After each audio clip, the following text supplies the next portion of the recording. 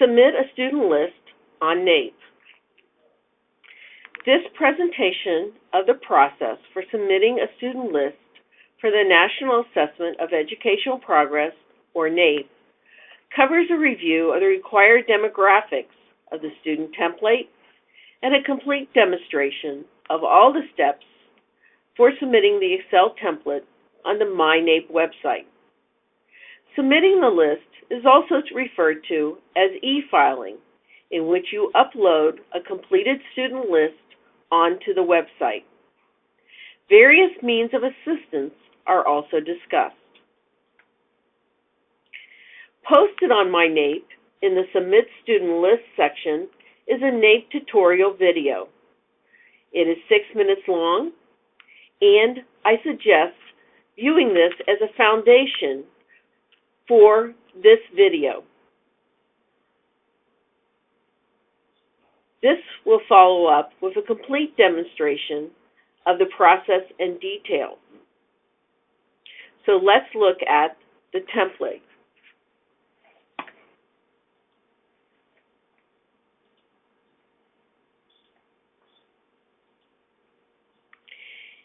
Here we have the Ohio template, which is available on the MyNAEP website. However, you may be using another Excel template as long as it has all the demographic areas that are required, which are the student's first name, the middle name, which is optional, the student last name, grade, homeroom or other locator, which is optional, month of birth, numeric, year of birth, also numeric, and all 4 digits, sex or gender, student with disability, English language learner or limited English proficient, race, school lunch program, and zip code. Notice that the month of birth and year of birth are divided into separate columns. In many of the student information systems and EMIS, a student's birth date is reported such as 3/10/2004. For NAEP's spreadsheet, this must be separated into different columns. There is a tip sheet on MyNAEP for this use, as well as in your materials. You may also eliminate any of these columns that will not be used that are optional. So for example, if you do not include the student middle name, you may delete this column. Just as when you separate the birth dates into separate columns, you may eliminate the birthday column also. So with this completed sheet, I am now going to go and actually go to the website of MyNAEP and sign on. So using your username and password, you will sign on to MyNAEP.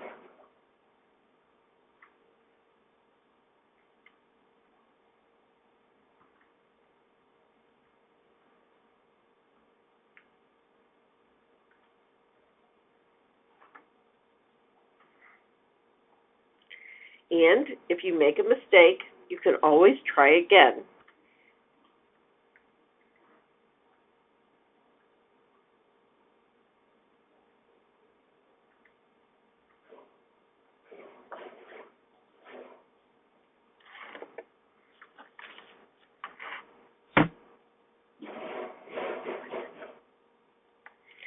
Or if you make a mistake with your username, you can always try again.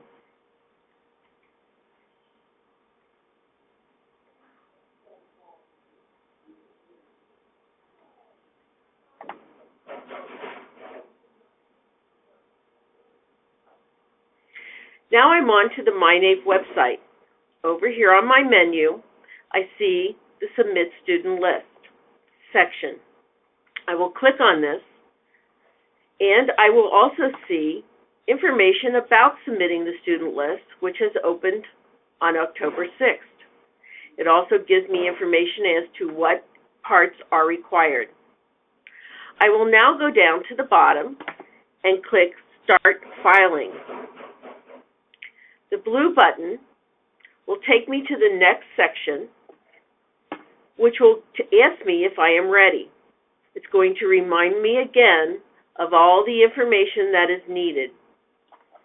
At this point, I can click Exit and go back and fix my template, or I can continue. Also on my NAEP are instructions for you to use if you so wish. I'm now on the first step of e-filing, in which I will indicate the date that my file was current.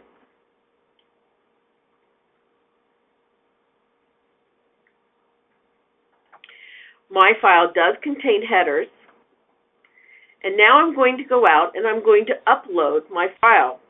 I'm going to click on Browse, and I'm going to go out to my desktop, where I have clearly labeled my Excel spreadsheet, which contains my grade, only one grade. That file's name now is in this column box, and at this point, I'm going to click Upload. This then will go into the NAPE server. And what it is going to do is it's going to read my actual column headings. In the second step here, I will begin to match my column headings to the NAPE terms. Here are my column headings that were on my Excel file sheet. Student first name, I will come right across to the drop-down menu and select the NAPE term, which is student name first. The student middle name, I will match to student name middle, student last name to student name last, grade to grade, homeroom or other indicator to homeroom or other indicator, month of birth, year of birth to birth date, year of birth, sex or gender to sex, student with a disability or SD to student with disability, limited English proficient or English language learner to English language learner, race to race, school lunch, and zip code. You'll notice in the drop-down menu there is an NA.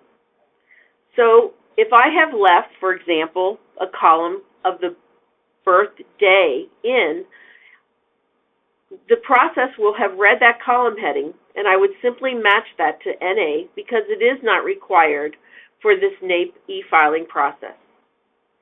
At this point, I want to review my column matching to make sure that it is correct, because many times your fingers can slip and choose another heading. At this point, I could exit and go back and start over again and fix anything in my template, or go back to a previous screen, or click Next to go on once all of my matching is correct. At this point now, I'm going to actually begin to match the variables in various columns. The first one is grade. At this point, I am looking at my variable in this column or value, which was 8.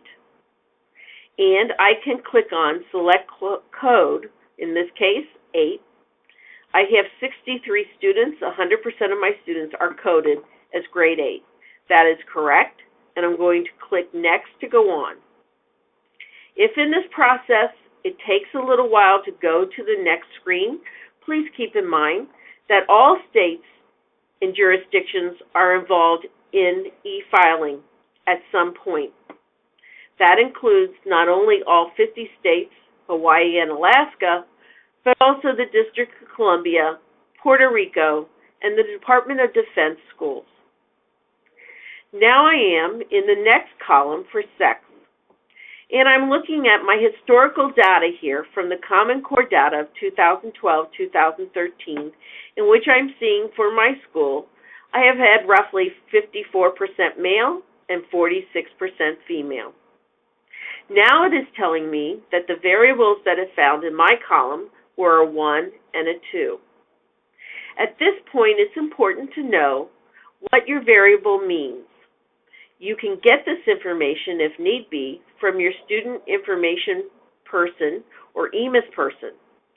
So at this point, I know that a 1 in our system means that it is a male, and I'm going to use the drop-down menu to match it to male. These are 29 students in my file, or 46%. A 2 in my system means that it is female, in which I have 34 students, or 54%. Please keep in mind that any term or variable is appropriate as long as you know what the meaning of it is. For example, in this column, let's say I had the words Chevrolet and Cadillacs. That would be perfectly okay to have those variables, as long as I know that a Chevrolet means male and a Cadillac means female. At this point, I can exit if I have an issue with my template, go back to a previous screen, or click Next if everything is matched correctly. I will now move on to another column.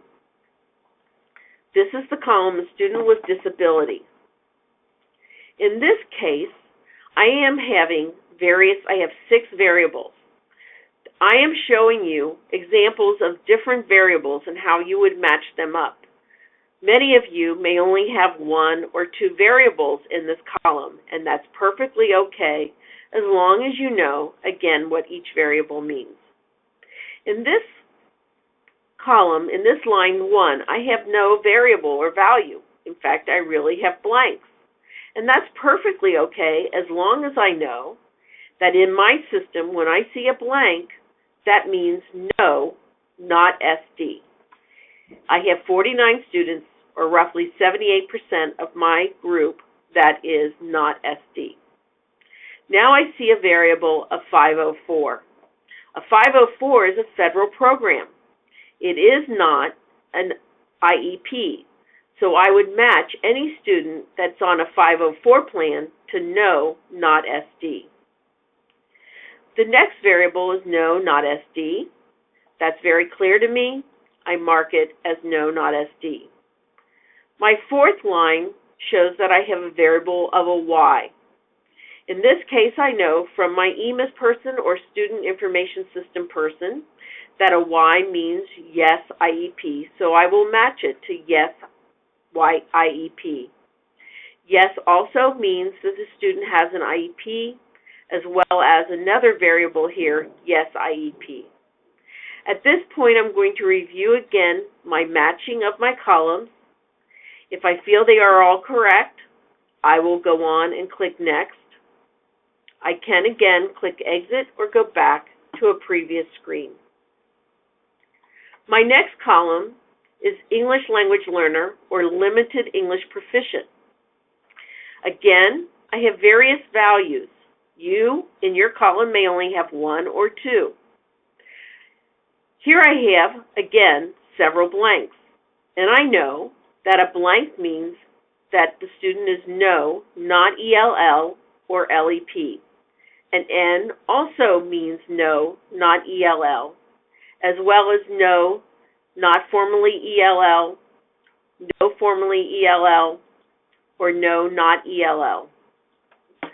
A Y means that the student is ELL or LEP, as well as yes, LEP. Again, I'm going to review my codes and my matching, make sure that they're correct, and then click Next. My next column is race. Here are the various values that were found from my column. My first value is a B. A B means that the student is Black or African American, not Hispanic. An H means the student is Hispanic of any race. An I means that the student is American Indian or an Alaskan Native. I also have some M's. However, when I look at here, I don't see anything that would match up with M. But in reality, M is really multiracial, and so should be matched to 2 or more races. P means that I have a student who is a Native Hawaiian or Pacific Islander, and W would be matched to white, not Hispanic. I review my code matching, making sure that everything is correct, and click Next. My next column is school lunch. Here I see my historical value of percentage of students who are free or reduced lunch. And here are my values that were found in my current column. I have again blanks, which I will code to student not eligible. I have an asterisk, which my student information system personnel has indicated to me that means the student is part of the program and is free lunch. I also have an F, which will be matched to free lunch. NA, I have one student that I don't have information on at this time. I will match that to information unavailable. However, I will have to supply that information to the NAEP field staff at the time of sampling. This may be a new student which we don't have full records on at this time. An R would mean reduced price lunch. Again, I'm going to verify that all my matching is correct, and I'm going to click Next to go on to the next column. The next column is a review of the zip codes of my students' homes, and I know that these are the zip codes for our local area that are the student home zip codes. I click Next. At this point, we're going to be moving to the 4th step, in which I will see the gears rolling, indicating to me that my data is being checked against the historical Common Core data from 2012 to 2013. I will review this to make sure that my data is correct, knowing what areas it's pointing out that I may want to look at again. It will also show me the names of my students, the ones that have been indicated males and also females. Many times people simply slip and change these around by accident. Again, I also have reports about school lunch based on historical data. Again, knowing that perhaps information about my school, it may have been restructured or have been merged with another one, I would know whether this information is correct or not. And also concerning my race. At this point, if I feel I need to change anything or to correct my template, I can click Start Over. At this point, though, I know that all my data is correct, and I'm going to click Continue.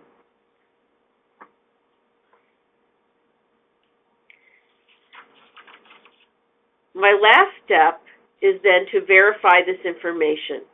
Here I'm presented with a summary of my table, and I can review the numbers and the percentages for each area. If I feel that anything is incorrect, I can click the radio button for information is correct, go back to a section that I have to fix, or even exit to change my template and to start the process over again. I may also print a summary for my records. In my review, I have believed and feel that the information is correct.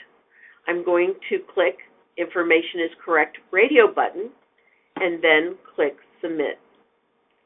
At this time, my file is being loaded into the server that will keep it confidential. It thanks me for my time, and I will exit. The information here has all fictional and is here as a sample for our purposes.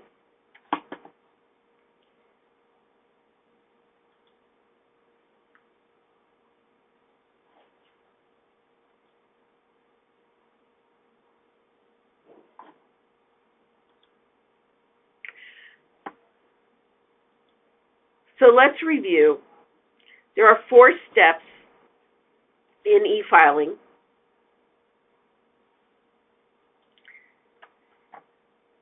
And I can find instructions, a video, the template, and the tip sheet on my NAEP. The first step is making sure that my date of my list is accurate and also uploading my list, matching the column headings to the NAEP terms, matching the column variables to the NAEP terms, and then doing data checks and summary of my data prior to submission. Let's talk about assistance. The NAEP Help Desk is available to assist you in any endeavor, including e-filing. You may access the Help Desk on my NAEP through live chat. You may also contact them through an 800 number as well as email, which is napehelp@westat.com. Christine Kempf, the Ohio NAEP Administrator, will also be happy to assist you. You may email her or call her, or contact the Office of Curriculum and Assessment. Please visit the education.ohio.gov website for additional information about NAEP and also the Ohio State scores for NAEP. Thank you for attending this presentation.